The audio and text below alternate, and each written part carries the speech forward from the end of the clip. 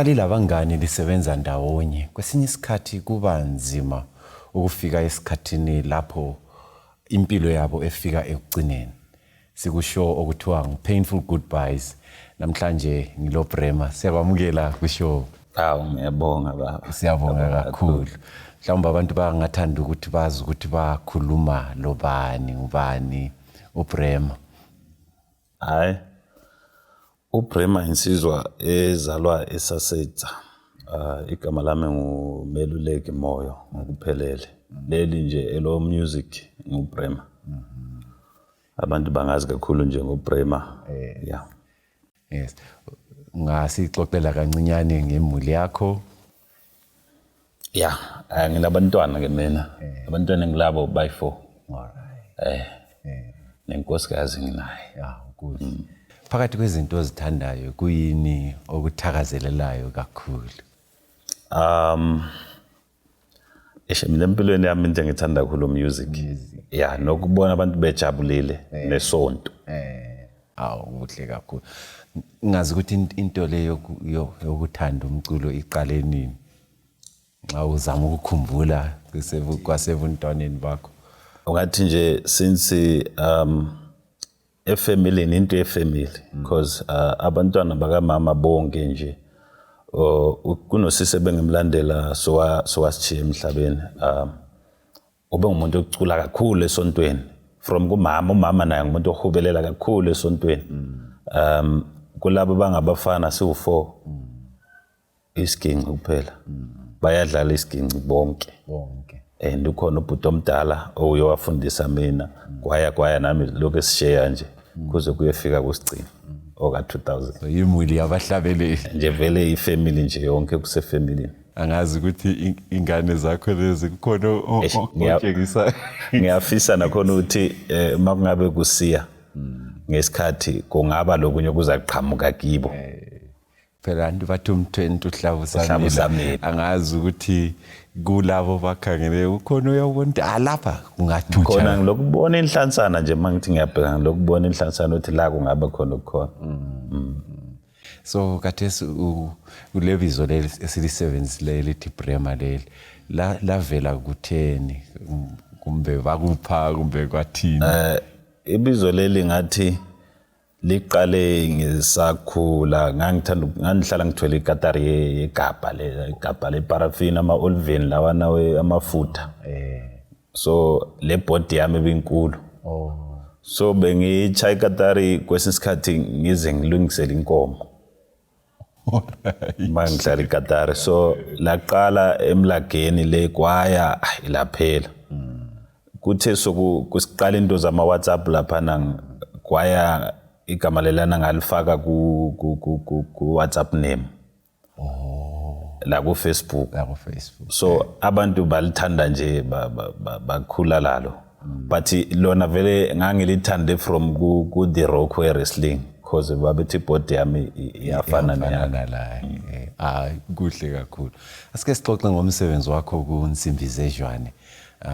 Udlala iphi ingxenye kuleli qembu? Eqenjini zinenge indawo engizidlalayo kodwa ngokwe live abantu bangibona ngidlala ibass guitar but ngidlala ama role amaningi la ngokwe leadership endaweni vele eziningi kakhulu. Yes, ungasixoxela nje ngafitshane ukuthi lisungule njani iqembu libelila bobani kusungulwa njalo ngincengile bizo ukuthi indawo kwathiwa zinsimbi zedlwane.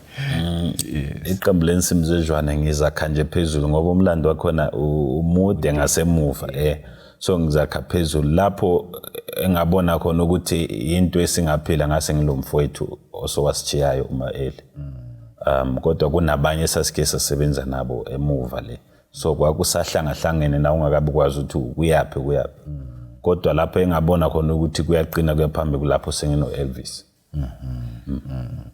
Hayi kuhle kakhulu. So ke kathesi igcwele abantu bezwane kumbe sokulabanye abangayisibo bakhona.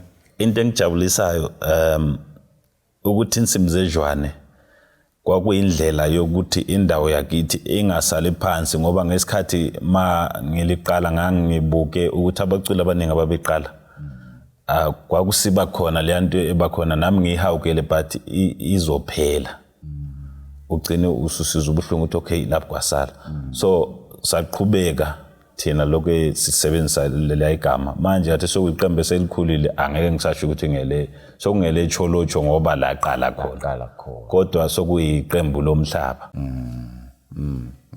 hayi siyabonga kakhulu ngengxenye oyidlalayo njalo lokusungula leli qembu sizathatha ikhefu kancinyane bese siphenduka sixoxa ngalindaba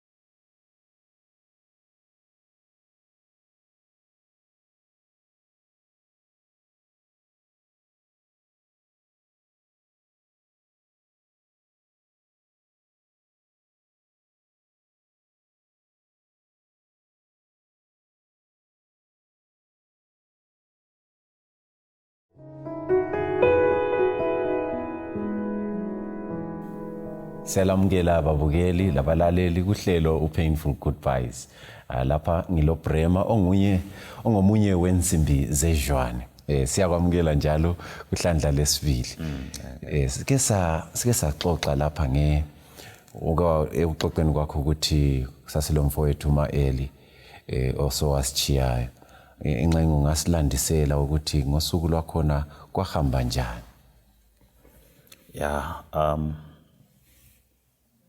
sasuka lapha kwakufanele ukuthi sekusho kwakufanele sekusho babethe isebhinga isho lana yayi baphinda batshintsha mase sisebhinga sesifikile isho bathi seHarare so ngokuba kwakunzima ukwenza ifollow up ukuthi kanti kuhambe njani uba wenze lento yonke lento kwabanzima ukuthi sikube ne follow up kodwa ke sasuka sihamba sayofika eBhinga masifike eBhinga sesifona sesifikile la eBhinga ngoba kwakuthiwe kuna la sizolala khona but hayi isho ayisekho eBhinga kumele siye eHarare salala masilele savuke ekseni ngabo 6 sa drive imoto yayi right impela akungena problem se right sonke akulwayele inkinga masifika bathi kuseGwayi sangena lapha emashopu sathenga ukudla sathenga izinkwa namabhodlela lama drink saphosela emotweni then sa discover ukuthi iviri leli eladubukayo lihlatshiwe safuna lento yokuvala lapha sayithola emotweni iplug la sayithola emotweni sayifaka then lo mfana wayenza sathi ubuqeda la ubheke wonke amasondo ukuthi kanjani alright wawabheka wawabalance ayingalingana wawabheka wawabalance umoya walingana masuka lapha sangena sihamba sidle emotweni kwasokudriver yena uMaeli mina ngangihlele ku passenger side ladubuka isondo masi ngicabanga ukuthi siseFatima cause angaze ngiyofika khona since then kodwa kwakuseFatima so kwakune truck eyiza imoto yangena phambi kwe-truck wavika i-truck ngagcina vika i-truck then ngagcina ngikhuluma ngithi uyibambe imoto kanti vele yayisisemoyeni yayingasabambeki vele because yaphuma umgwaqo but ukugijima ispeed engangigcine ngisibonile because mina ngumuntu othi mangihamba nomuntu ngibheka ispeed wayihamba ngo80 kusiya ku100 so but imoto mayisi siyachaya isihlahla ngathi yayisiflyer angazi ispeed esihamba ukuthi kwakuyisiphi so ngathi uyibambe ngachaya isihlahla ngangisibona nje isinganga lapha but yafika ngokusheshsha then mangiphaphama sasesikhitshwe emotweni sebesebenzisa udlawu ukuvula so saphuma ke emotweni ngicabanga ukuthi kwabaye kumgcina lapho umfowethu sise ambulance but ngangingasamboni ngoba nami ngangisesimeni esasinzima ukuthi igazi beliphuma ngamehlo because ngangilimele la. So kwaba isimo esinzima ukuthi ngagcina ukukhuluma naye lapho siku-ambulance. Yayibona, so ungabe usawakhumbula amazwi elaliwa xoxa angabe ngokugcina ngaphandle kokuthi ngangilokho engishilo nje ngithi akukho umuntu ozoshiya la emotweni. Kodwa yena ngiyakhumbula mayethi mina ngisakwanisi, but I was taught ukuthi ipain yayisemzimbeni. So ngizama ukulandela amazwi athi yena akukho umuntu ozasishiya ukuthi it's because of ipain engangiyizwa emzimbeni. Ngangizizwa nami ukuthi anginawo amandla. Kodwa angifuni ukuthi ngizithole lami sengidlulile emhlabeni. Angifuni ukuthi one of wabafowethu adlule emhlabeni. So kodwa ke ngoba nami ngangingumuntu, labo bengabantu kwasuka kwabenela. Omunye vele wayesetshonile because watshonela esportini la isalimalela khona. So owamnanzelelayo lo wasalayo wamnanzelela yini kumba usamnanzelelanga uMaviri mangiphuma emotweni bengasakwazi ukuzilawula bese ngilawulwa ngabantu bangikhipha bangibeka lapha. Then bathi lo munye seshonile. And then laba benawo amandla ukubona mangibuza sengibuza because ngangilo ngiqhubekile ngibuza ngilele lapha. Bathi ochonile nguMaviri. So ngizama ukucabanga ukuthi usizwa ukuthi uMaviri kasekho usetshonile kwafikani ku kwakuvele sokulento nje ayisikhuluma emzimbeni ukuthi ayi la ngathi akusoze kuhambe kahle. Kwakulento vele ayisikhuluma ukuthi akusoze kuhambe kahle, kodwa ngokuthi ngangingenawo amandla ukuthi ngizothini vele nje kwasokubuhlungu. Nganginovalo futhi ukuthi ngendlela nami bengilimele ngakhona namanje kusasenzima ukuthi esikhathini esiningi mangacabanga ngento yakhona kuba kuyafika ubunzima.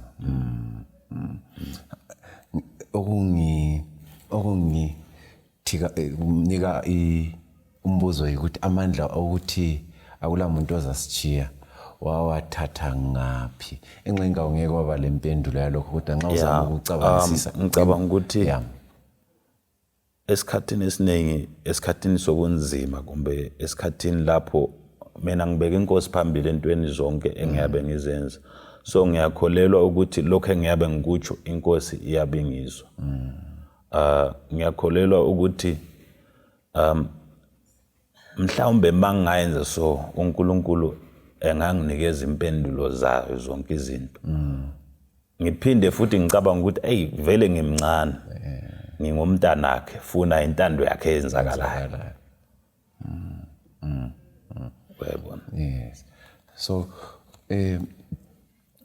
uma Eli seligcinene laphana lisiya esibhedlela isikhathi esilandelayo kuyini okuzwayo so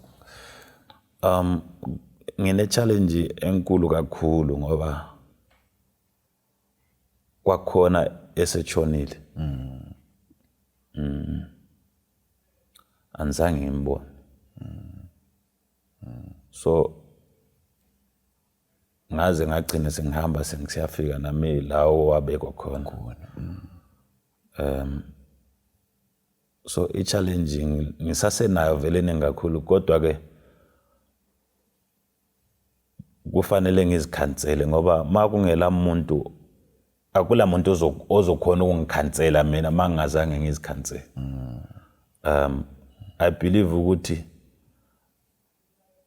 uDr. ukuze kusize kumele umbonise la kubuhlungu khona.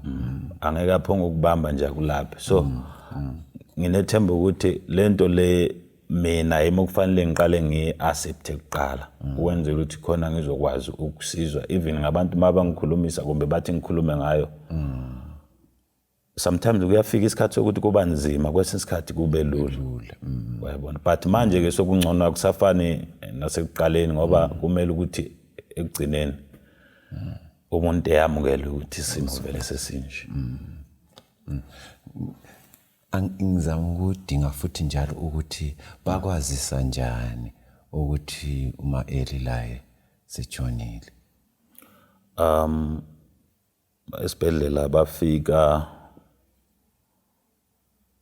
angeke ngibabale bonke but ababili engababona lapha kwakungu Richard Mdluli kwazofika omunye kwakungu Ezra Chisa Sibanda.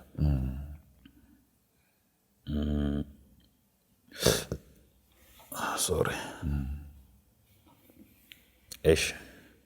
Kwakunzima. Cause kwamina ngangilindele cause ngangilokhu ngizibuza ukuthi hawu manje abafana bami ngiyababona bonke laba khona. Abangekho lana mangibuza bayathi ukuthi hayi bakho wadi leyana ubani lo bana balapha pho lo wamunga angithole impendulo.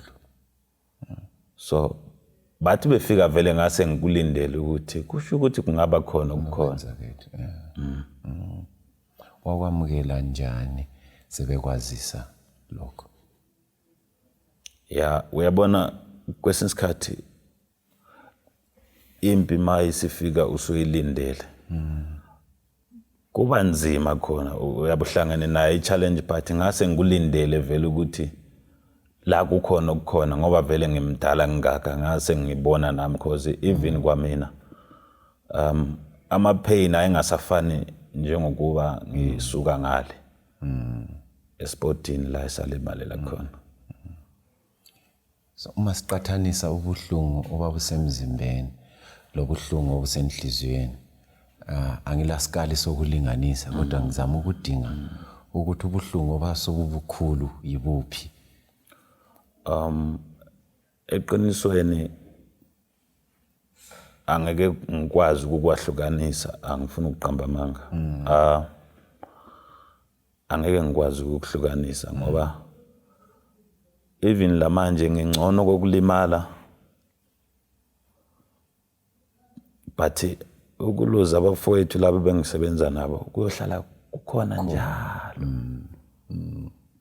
Kuyafika isikhathi sokuthi isilonda sakhona siyaba sitsha nyu and ubuhlungu baloko ukuthi ungabiza umuntu oseceleni umtshele ukuthi hey phela la ngibhekane ne-challenge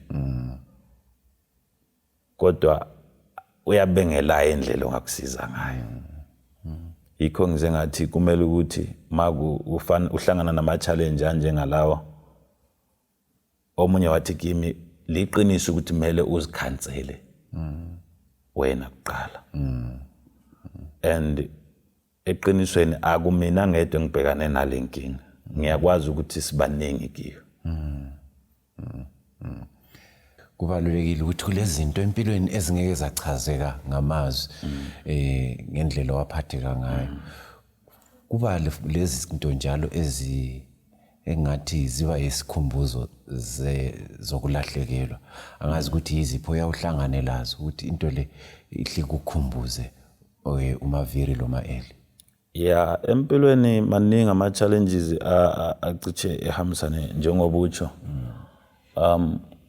Kuyafika isikhathi lapho kusiba lezi nkulumo lezi nxushunxushu uphinde ufisa ukuthi ngabe umfowethu khona ngabe ngiyakwazi ukuthi into enje siyenza njani manje kathesi asiyenze njani kufanele kube kwazi ukuthi ngiyenza njani.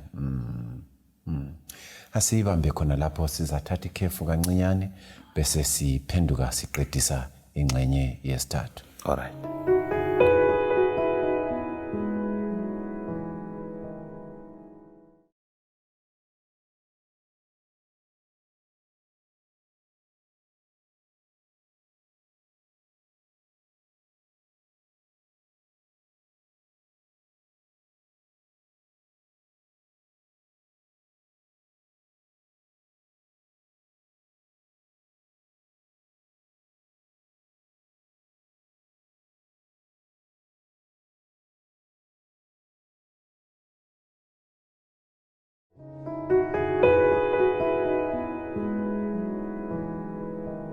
Siyakwamukela njalo mbukeli sikusho Painful Goodbyes. Ngilomnumzana lapha umoyo owensimbi zejwane. Bese sike saxoxa ngendaba ngamnandi yokulahlekelwa ngabafowenu phakathi kwengozi yemoto eyaba khona endaweni yeFatima. Ngifuna ukuzama ukuzwisisa ukwakhuluma ngendaba yokuzikhansela le. Omunye umuntu olaleleyo lobukeleyo ngazibuza ukuthi kwenzeka njani ngoba kukhanya ngani into engani ikusizile.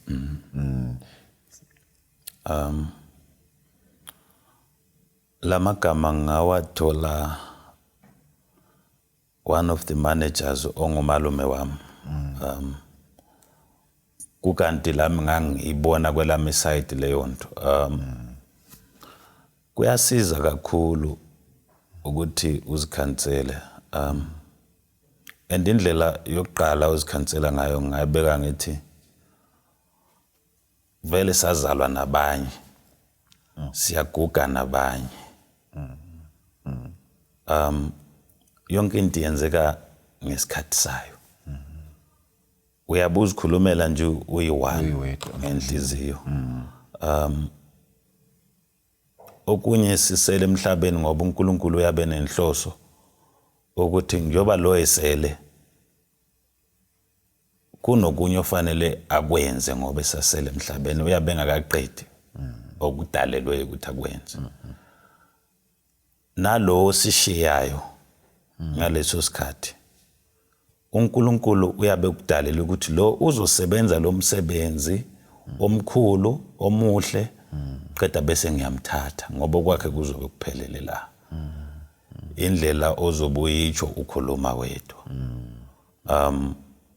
Ngicabanga ukuthi into engamsiza umuntu mayingabe ehlangane nohlupho.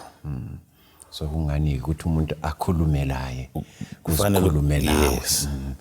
Ukhulume nawe ngoba kwesinye isikhathi usuke walithinta igama lokuthi kwesinye isikhathi umuntu sengabuya ethi uyakududuza. Kanti uvusa liyanto liyana ngesikhathi esirong futhi. Kunezikhathi zokukhuluma ngayo leyo nto njengoba sihleli manje sikhuluma ngayo. Uyabuvele uhambe wazi ukuthi manje ngisiyakhuluma ngalanto uziprepare. Kwesinye isikhathi umuntu uyangithola ngikwenye indawo engxenye nami ngikhohliwe. Afika ajule ngayo lento kube sokuvuka futhi amanxeba ukuthi wayithinta le ndaba bese ngithi ngidlulile kiyo. Kodwa ke ngoba sisemhlabeni naye umuntu uphinde futhi uzikhansele futhi uthi akazi uyangikhalisa.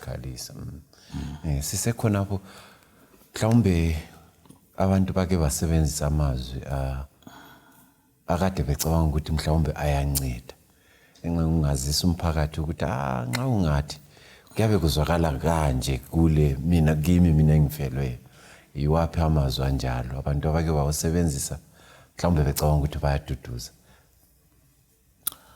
Engakutsho kunzima ukuthi ngitsho zonke lezi zinto ziningi vele zisenzeka. Kodwa engakutsho lezinye izinkulumo even zingaduduzi eziyabe zisiza sibeletho kwazo ziba khona vele. Kodwa ngoba wena uyabukwazi ukuthi hayi mina ngila angikho la. So bayakufaka la ongangeni khona bayenzeni kodwa uNkulunkulu uyeyedwa umhleli wazo zonke izinto. So angeke ngiye kakhulu ukuthi kuke kwaba negama nelinje. But engakutsho ukuthi okubalulekileyo njengamanje ukuthi umuntu avuke ezithathe uaccept ama challenges onawo uqhubeke ngempilo mase kwenzekile. Ngicabanga ukuthi kulabantu mhlawumbe ababalusizo ngesikhathi kulobuhlungu. Angazi ukukhululekile ukuthi ngabetha ngamagama lokuthi bakusekela ngayiphi indlela. Okokuqala kuyiqiniso ngizoqala ngokubonga like igovernment. Angazi ukuthi ngiyabonga ngithini. Igovernment yakithi isimele and engakucela nokuthi behlale bekwenza even kungasidi isimele esibhedlela ama challenges amaningi ngoba kwakuzoba nzima vele nezindleko zazikhona kwamina izindleko ezaba khona kimi zazi izinkulu kakhulu ukuthi vele ngangeke ngizigwanise ngiyi1 mina ngingakabali nabanye bafowethu so igovernment yasimela lakathi ngoba ngisahamba isibhedlela ngisase under umsebenzi wabo kahulumende. So I wish to thank ngiyafisa ukuthi ngelinye ilanga bebona ukuthi ngiyabonga kodwa ngazi ukuthi kuzokwenzeka kanjani kodwa ngiyafisa ukuthi nobonayo asisondeze eduze sikwazi ukuthi sibonge ngibe sengibonga ke nabathanda umculo wethu basebenza kunamandla kakhulu throughout basebenza kakhulu angeke ngikwazi ukubala abantu ngamagama ngamkhozi akekho umuntu owayesilahlela izandla even namanje khona engisathi mangithi lapha sengibambeke la bekwazi ukuthi bethi hayi mfana wami akwazi ukubambe kusasela asidlule la uzube right so ngiyabonga abantwini abanjalo ngiyababonga kakhulu beqhubeke nathi sizoqhubeka futhi ngokunjalo sizama ukuthi into esiyenzayo iqhubekele phambili ibukeka enhle Siyabonga kakhulu ukuthi wabelane lathi indaba ebuhlungu kodwa encedisa abanye abadlula phakathi kwalokho mina uSikhumbuzo Dube kanye lo Meluleki Moyo uBrema siyabonga kakhulu labanye abasisekelayo ngale kusithekeni Painful to say